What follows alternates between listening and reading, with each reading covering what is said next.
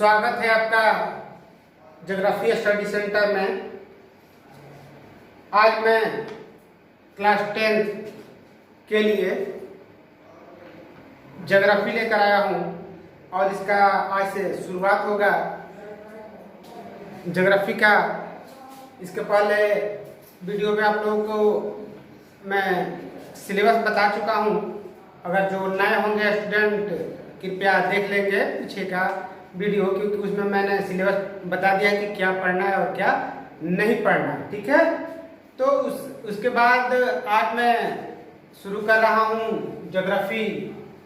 इसको देखिए, समझिए और इसको नोटबुक बनाकर उसमें लिखिए। ठीक है, चलिए आज देखिए, इसमें सोशल साइंस सब्जेक्ट ऊपर लिख लीजिए अपने कॉपी में और शुरू करिए। सेक्शन ए में मैंने बताया था कि इसमें कई यूनिट बांटा हुआ है। इसका फर्स्ट यूनिट में पढ़ना है आपको भारत संसाधन एवं उपयोग, यानी कि भारत में संसाधन एवं उपयोग के बारे में आपको पढ़ना है। ठीक, चलिए उसके बाद देखिए, सबसे पहले इसको पॉइंट्स बना लीजिएगा। अगर जिनके पास बुक है तो बुक से अपना बना लेंगे, अगर नहीं है तो मैं पढ़ा रहा हूँ, आप इस तरह से अपना पॉइंट्स पहले बनाते जाइएगा, फिर उसको क्वेश्चन लिखिएगा, फिर उसका ऑब्जेक्टिव, फिर सब्जेक्टिव अपना लिखिएगा। ठीक है, तो चलिए आज शुरू करते हैं। भारत में संसाधन एवं उपयोग। पहला पॉइंट देखिए, कह रहा है कि भारत, हम लोग जानते हैं कि एशिया महाद्वीप में हम लोग निवास करते हैं। उसका एक प्रमुख देश है भारत। उस भारत देश में हम लोग रहते हैं। ठीक, अब इसमें पढ़ना है संसाधन एवं उपयोग। संसाधन, यहाँ बात आ रहा है संसाधन क्या होता है और इसका उपयोग क्या है, हमारे जीवन में क्या है। तो सबसे पहले हम लोग चर्चा कर लें कि संसाधन क्या है। देखिए, आज जो कुछ भी हम अपने जीवन में उपयोग कर रहे हैं वो सभी वस्तुएं क्या है, संसाधन है। यहां तक कि मानव भी एक संसाधन है। ठीक, चलिए पहला पॉइंट देखते हैं। हम अपने जीवन में अनेक वस्तुओं का उपयोग करते हैं। हम अपने जीवन में अनेक वस्तुओं का उपयोग करते हैं। उपयोग में आने वाली ये सभी वस्तुएं क्या हैं, संसाधन है। जैसे हम कुछ भी दे सकते हैं। आप मिट्टी, सोना, जल, पुस्तक, पेड़ पौधा, सभी चीज आप सभी का नाम दे सकते हैं। ठीक है, समझ गए। चलिए इसी के संदर्भ में, संसाधन के संदर्भ में एक जिम्मरमैन ने कहा है कि संसाधन होते नहीं बनते। इसका मतलब क्या हुआ कि संसाधन हमारे यहाँ इस पृथ्वी पर अथाह पड़ा हुआ है, वो संसाधन नहीं हुआ जब उसका हम क्या करेंगे, उपयोग करेंगे। सोना, चांदी, जो भी खनिज है वो क्या है, पृथ्वी के धरा के अंदर पड़ा हुआ है, तो संसाधन नहीं हुआ। जब तक हम उसका उपयोग अपने जीवन में नहीं करें तब तक वो संसाधन नहीं है।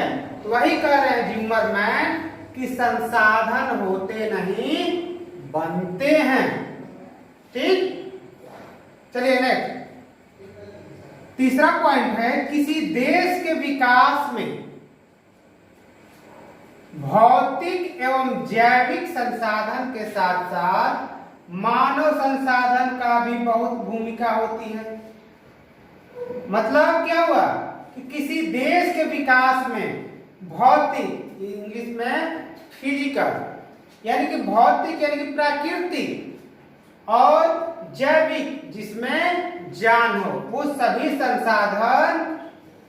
संसाधनों के साथ साथ क्या है, वो हमारे जीवन में बहुत बड़ी भूमिका अदा करते हैं। कि किस प्रकार से हम किसी वस्तु का अपने जीवन में उपयोग करें। ठीक है, उसके बाद अगला पॉइंट है पर्यावरण में उपलब्ध पदार्थों, प्रौद्योगिकी यानी कि तकनीक एवं संस्थाओं के बीच अंतर संबंध स्थापित करता है, जिससे पर्यावरण के पदार्थ क्या होते हैं, उपयोगी बन जाते हैं। मतलब क्या कि मानव जब तक किसी वस्तु का उपयोग नहीं करेगा वो संसाधन नहीं बनता है। इसका अब मैं आपको फिगर के द्वारा समझा रहा हूं। चलिए अब देखते हैं कि कैसे ये इस फिगर के माध्यम से, ये जो मैंने फिगर बनाया, इस फिगर के माध्यम से देखते हैं कैसे मानव संस्थाएं, पर्यावरण और प्रौद्योगिकी सभी एक दूसरे से जुड़े हुए हैं।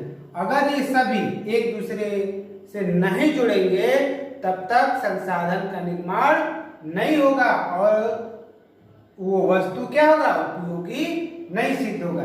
जैसे मान लीजिए मानव, यहाँ पर मानव, अब मानव क्या है, पर्यावरण पर डिपेंड है, निर्भर है उसी पर। ठीक है, अगर मान लीजिए पर्यावरण से कोई वस्तु, यानी कि जैसे मान लीजिए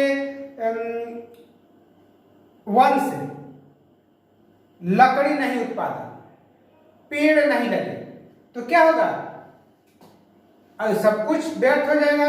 इसलिए अगर पेड़ से हम इस वन से यानी कि पर्यावरण से क्या लिए, लकड़ी, अब कहाँ जाएगा, वो लकड़ी जाएगा मिल में जहां पर लकड़ी का चिराई होता है।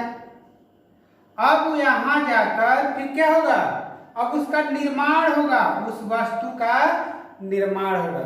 निर्माण कैसे हुआ, ये तकनीक से निर्माण हुआ।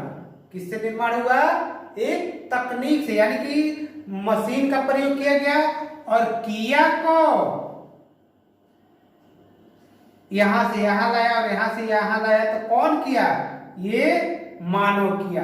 तो इस तरह ये जब तक सब एक पर डिपेंड नहीं होगा, सब एक दूसरे का सहयोगी नहीं बनेगा, तब तक हम इसका निर्माण नहीं कर सकते हैं और उस वस्तु का जब तक हम अपने उपयोग लायक बना नहीं देंगे तब तक हम उसका उपयोग नहीं कर सकते हैं। जैसे मान लीजिए कि कल खदानों में सोना पड़ा हुआ है और उस सोने से अगर हम निकाल कर और जब तक हम उसका आभूषण नहीं बना ले, कोई वस्तु नहीं बना ले, तब तक हम उसका उपयोग नहीं करेंगे और जब उपयोग नहीं करेंगे तो वो संसाधन क्या है, नहीं है। ठीक है, चलिए उसके बाद आरेख के द्वारा हम लोग देखेंगे कि संसाधन कितने प्रकार के होते हैं। सबसे पहले संसाधन को दो भागों में बांटा गया, कौन कौन, प्राकृतिक संसाधन और मानवीय संसाधन। संसाधन कितने प्रकार के, दो प्रकार के, कौन कौन, प्राकृतिक और मानवीय। उसके बाद अब प्राकृतिक को अलग श्रेणी बांटेंगे। प्राकृतिक संसाधन के भी दो भाग, कौन कौन सा, नवीकरणीय और अनवीकरणीय। नवीकरणीय और अनवीकरणीय। नवीकरणीय क्या होता है, जिससे पुनः निर्माण हो सके, और अनवीकरणीय जिससे फिर दोबारा निर्माण न हो सके। ठीक है, उसके बाद मानवीय को देखिए, मानवीय संसाधन को भी दो भागों में बांटा गया है। कौन कौन सा, संरचनाएं एवं संस्थाएं, और दूसरा है मात्रा एवं गुणवत्ता के आधार पर इसको बांटा गया है। ठीक है, उसके बाद अब इधर चलिए, प्राकृतिक संसाधन को जो दो भागों में बांटा गया है, नवीकरणीय और अनवीकरणीय, फिर से पुनः नवीकरणीय संसाधन को दो भागों में बांटा गया है। कौन कौन, सतत अथवा प्रवाह, जैसे पवन और जल। इसका मतलब क्या है, आप लोग नदी को देखते होंगे, उसमें हमेशा जल क्या होता है, प्रवाहित होते रहता है। उसके बाद दूसरा है जैव संसाधन। ठीक है। जैव संसाधन को भी फिर दो भागों में बांटा गया है। कौन कौन सा? प्राकृतिक वनस्पति और वन्य जीव। यानी कि प्राकृतिक वनस्पति के तहत ही वन्य जीव का अलग से पढ़ना है, जिसको जैव संसाधन को दो भागों में बांटा गया, प्राकृतिक वनस्पति और वन्य जीव। अब चलिए, अनवीकरणीय संसाधन, इसको दो भागों में बांटा गया है। पुनः चक्रीय, जैसे धातु, मतलब कि जैसे आपका मान लीजिए लोहे का कोई वस्तु है और फिर टूट जाता है तो क्या होता है? फिर उसको हम लोग कबाड़ी में बेच देते हैं और फिर वहां से कहाँ चला जाता है? कल कारखानों में जाकर फिर से उसका निर्माण हो जाता है। तो इसको पुनः चक्रीय। अचक्रीय मीन्स क्या? जैसे जीवाश्म और ईंधन, यानी कि कोयला, पेट्रोलियम गैस, ये सब क्या है? अचक्रीय, यानी कि एक बार इस्तेमाल कर लेने के बाद फिर से इसका हम लोग इस्तेमाल नहीं कर पाते हैं। इसी को कहते हैं अचक्रीय संसाधन। तो ये रहा आपका संसाधन का आरेख, इसको भी आप लोग उतार लीजिए। चलिए अब देखते हैं कि उत्पत्ति के आधार पर संसाधन के दो प्रकार होते हैं। इसके पहले आप लोग संसाधन पढ़ लिए, समझ भी आ गया होगा। तो अब चलते हैं उत्पत्ति के आधार पर संसाधन के दो प्रकार। कौन कौन सा? नंबर 1 हो गया जैव संसाधन। जैव संसाधन किसे कहते हैं? जिसमें जान हो, जो सांस ले सकता हो, चल फिर सकता हो, ठीक है, वो सब क्या है? जैव संसाधन। जैसे मनुष्य, पशु और समुदाय इत्यादि बहुत सारा चीज इसमें आ जाएगा, ठीक है। और जैव संसाधन मतलब जो निर्जीव वस्तु है, जिसमें जान नहीं हो, जैसे क्या? कोई धातु, जैसे लोहा, सोना, चांदी, हीरा, मोती, सब क्या है? एक जो अजैव संसाधन है, ठीक है। धातु, उसके बाद खनिज, उसके बाद चट्टान, ठीक है। तो चट्टान भी कई प्रकार का होता है, खनिज भी कई प्रकार का होता है। तो जब वो आगे जब क्लास में चलेंगे आगे, उसमें हम लोग खनिज और चट्टान पढ़ेंगे, ठीक है। उसके बाद ये हो गया। उसके बाद दूसरा देखिए, उपयोगिता के आधार पर संसाधन के दो वर्ग होते हैं। उपयोगिता मतलब उपयोग के आधार पर, जैसे कोई भी वस्तु था तो हम लोग क्या करते हैं? उसका उपयोग करते हैं। तो उपयोग के आधार पर संसाधन के कितने भाग? दो भाग। कौन कौन सा? नवीकरणीय और अनवीकरणीय। नवीकरणीय संसाधन किसे कहते हैं? वह संसाधन जिसका एक बार प्रयोग करने के बाद पुनः दोबारा उत्पन्न हो जाए, जैसे सौर ऊर्जा, पावर यानी कि हवा, उसके बाद जल। अगर इन सबों से हम ऊर्जा उत्पन्न कर लेते हैं और फिर वो क्या होता है कि जस का तस उसी तरह फिर मौजूद हो जाते हैं। दूसरा है अनवीकरणीय संसाधन, मतलब कि एक बार प्रयोग करने के बाद क्या होता है? फिर दोबारा हम उसका उपयोग नहीं कर सकते हैं। जैसे कोयला क्या होता है? एक बार जब हम लोग चूल्हे पर उसको बोझ देते हैं, उसके बाद क्या होता है? वो राख का बन जाता है, फिर हम उसका उपयोग नहीं कर सकते हैं। उसके बाद पेट्रोलियम, अगर आप गाड़ी चलाते हैं तो क्या करते हैं? जब गाड़ी में पेट्रोल डलाता है या फिर डीजल डलाता है तो क्या होता है? एक बार उपयोग हुआ और उसके बाद समाप्त। तो अनवीकरणीय क्या है? जिसका एक बार उपयोग करने के बाद दोबारा उसका प्रयोग नहीं किया जा सकता है, उसे क्या कहते हैं? अनवीकरणीय संसाधन। क्लियर? चलिए तीसरा देखें, स्वामित्व के आधार पर संसाधन के चार प्रकार होते हैं। स्वामित्व मतलब जिसका पर किसी व्यक्ति का अधिकार हो, यानी कि निजी अधिकार होता है। तो स्वामित्व के आधार पर चार प्रकार कौन कौन सा? व्यक्तिगत, सामुदायिक, राष्ट्रीय और अंतरराष्ट्रीय। क्लियर? चलिए एक एक को देखते हैं। व्यक्तिगत संसाधन। व्यक्तिगत संसाधन वह संसाधन होता है जिस पर किसी एक व्यक्ति का अधिकार हो।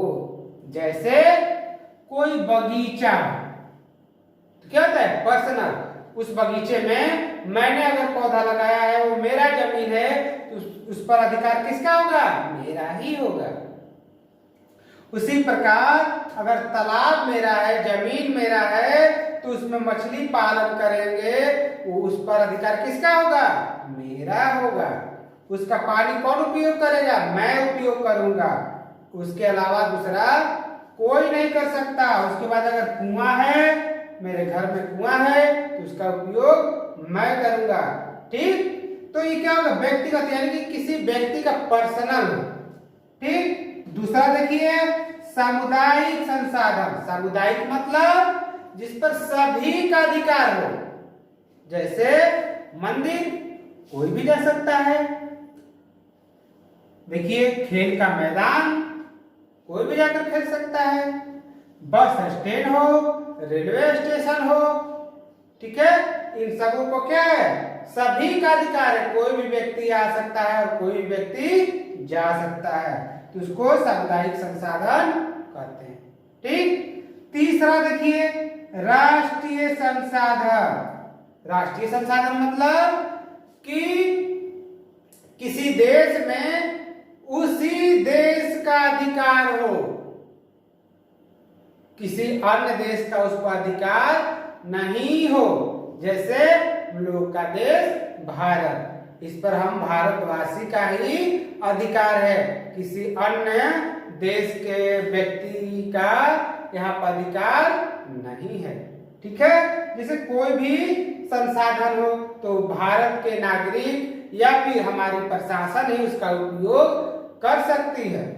ठीक? अंतर्राष्ट्रीय संसाधन प्रत्येक देश का जो समुद्री क्षेत्र होता है, तो उसमें प्रत्येक देश का 200 किलोमीटर तक उस देश का अधिकार होता है। कितना? 200 किलोमीटर तक उस देश का अधिकार होता है। उसके बाद का जो क्षेत्र होता है वो किसके अधीन होता है? अंतर्राष्ट्रीय संसाधन का वो अंतर्राष्ट्रीय संस्था का अधिकार होता है। अगर उसके बाद आपको जाना है, मछली पकड़ने जाना हो, कोई रिसर्च करने जाना हो, या फिर कोई पत्थर निकालने जाना हो, खड़ी निकालने जाना हो, तो क्या करेंगे?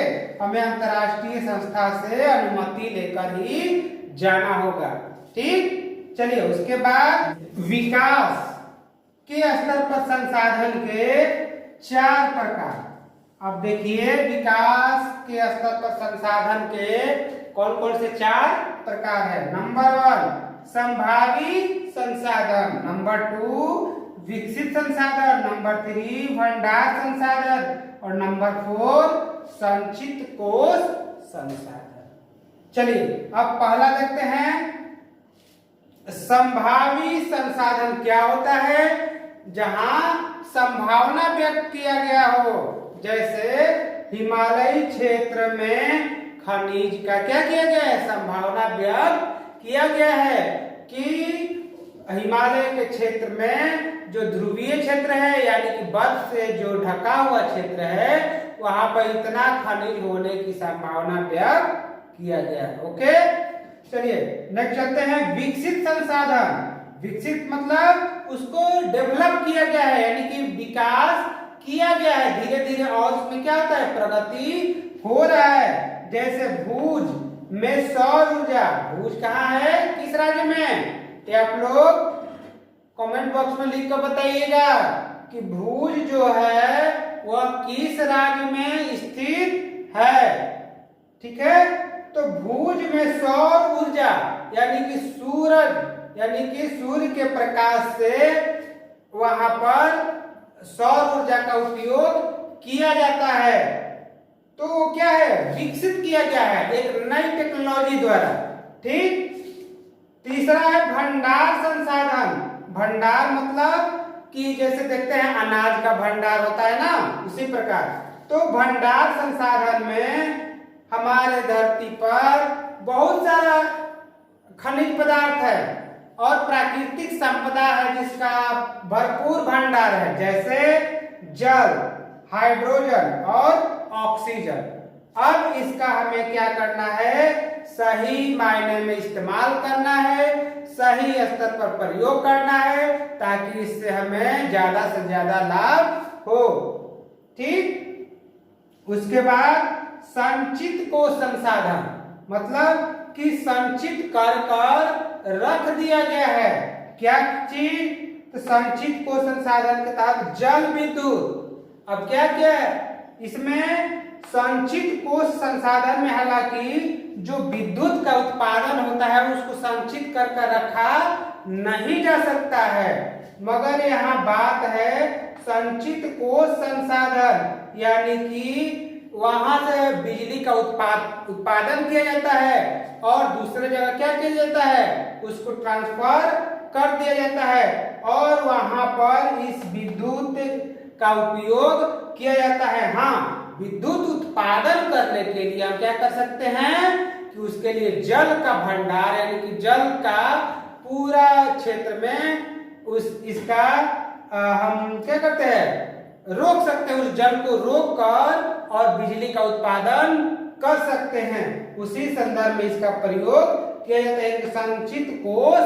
संसाधन यानी कि हम विद्युत के लिए हम लोग जल का क्या करेंगे, एक कोष बनाकर, जैसे हम लोग बैंक में पैसा जमा करते हैं और धीरे धीरे उसका हम उपयोग करते हैं जब जरूरत होता है, उसी तरह हम जल को रोककर और उसका क्या करेंगे, धीरे धीरे उपयोग कर उससे बिजली उत्पादन करेंगे और लोगों तक, कल कारखानों तक हम उसे पहुंचाएंगे। ठीक है, तो आपको समझ में आ गया होगा, तो इसको पूरा नोट कर लीजिएगा। नोट कर अगर कोई दिक्कत है तो हमें कमेंट बॉक्स में जरूर लिखिए। मैं आशा करता हूं कि आज का क्लास आपको समझ में आ गया होगा। ठीक है, अब